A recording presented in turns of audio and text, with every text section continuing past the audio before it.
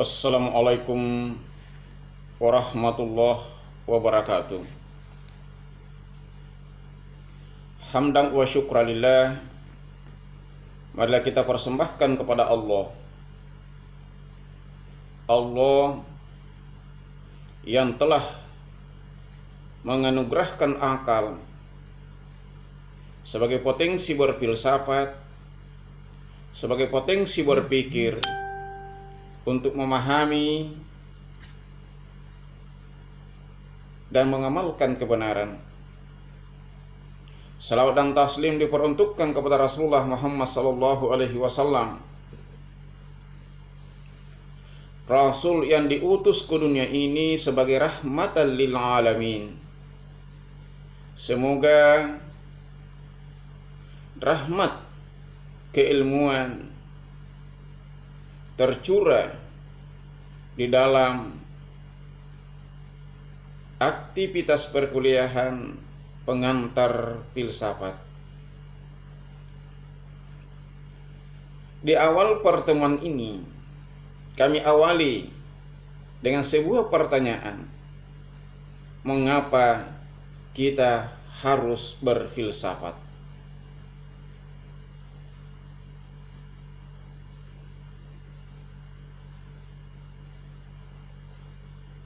Jawaban pertama adalah memahami hakikat dan tujuan kehidupan.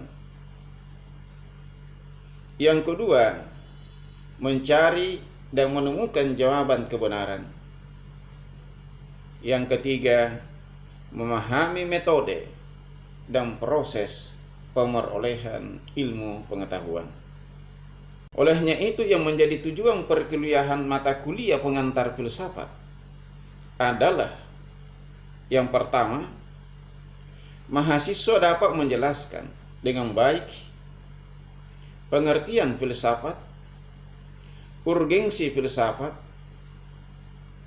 proses dan ruang lingkup kajian filsafat.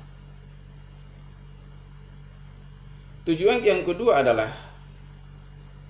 mahasiswa dapat menjelaskan berbagai pemikiran para filosof, baik dari dunia timur, dunia barat klasik, dunia Islam, dan dari dunia modern. Tujuan yang ketiga adalah mahasiswa dapat menjelaskan internalisasi filsafat dengan moral, internalisasi filsafat dengan budaya, internalisasi filsafat dan agama, serta internalisasi ilmu pengetahuan dan seni. Adapun materi perkuliahan meliputi yang pertama, orientasi materi pengantar filsafat, kontrak kuliah, pengertian dan urgensi filsafat.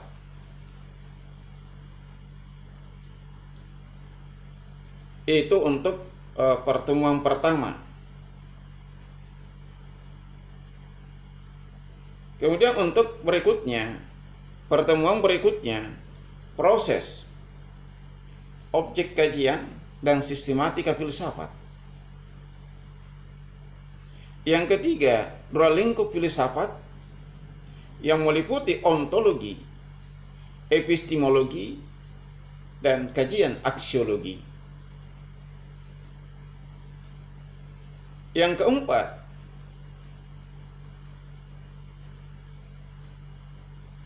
pemikiran filosof alam yang berupaya menggali asal-usul dari segala yang ada, mulai dari pemikiran Thales, Parmenides, Anaximandros, dan Archimedes, Pythagoras, dan filosof-filosof lainnya yang dianggap perlu dikaji. Yang kelima, pemikiran filosof Yunani mulai dari Plato, Aristoteles, Pythagoras, dan Socrates. Yang keenam, pemikiran filsafat dari dunia Islam atau para filosof muslim. Dan yang ketujuh, pemikiran filsafat modern, Renaissance, rasionalisme, empirisme, idealisme, materialisme, dan pragmatisme.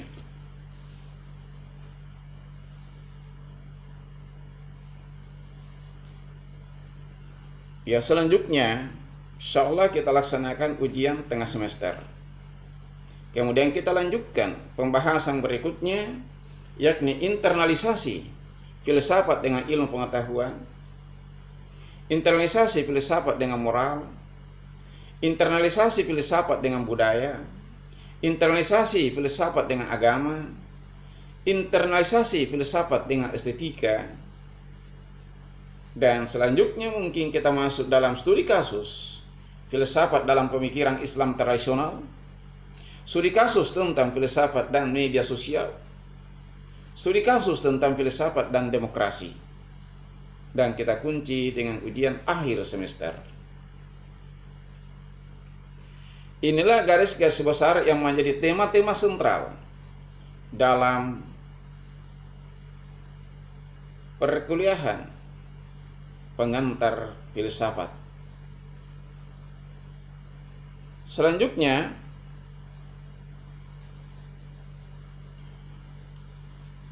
aspek penilaian. Yang pertama, ini adalah merupakan kontrak.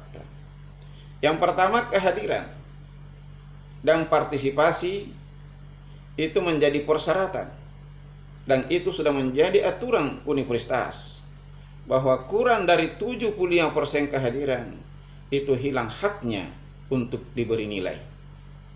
Dan memang apabila saudara 3 kali tidak hadir, 4 kali tidak hadir, maka bukan haknya yang hilang, namanya di dalam daftar hadir dan daftar nilai itu sudah tidak ada. Jadi itu nilai persyaratan. Yang kedua, aspek penilaian ini ada 3. Yang pertama tugas, kemudian ujian tengah semester atau UTS, dan yang kedua dan yang ketiga ujian akhir semester atau UAS. Persentasinya adalah ujian tengah semester bobotnya 30%, tugas bobotnya 30%, dan ujian akhir semester bobotnya 40%, total 100%. Kemudian dari 3 aspek penilaian ini insya Allah akan diakumulasi. Maka olehnya itu nilai akhir merupakan akumulatif dari aspek penilaian dari 3 aspek penilaian tersebut.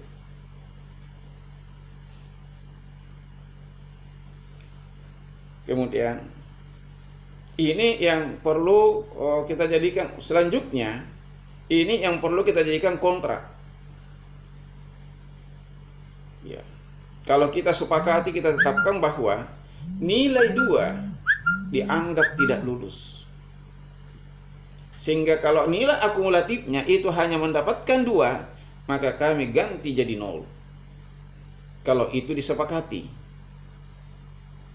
Tapi filosofinya adalah kami berat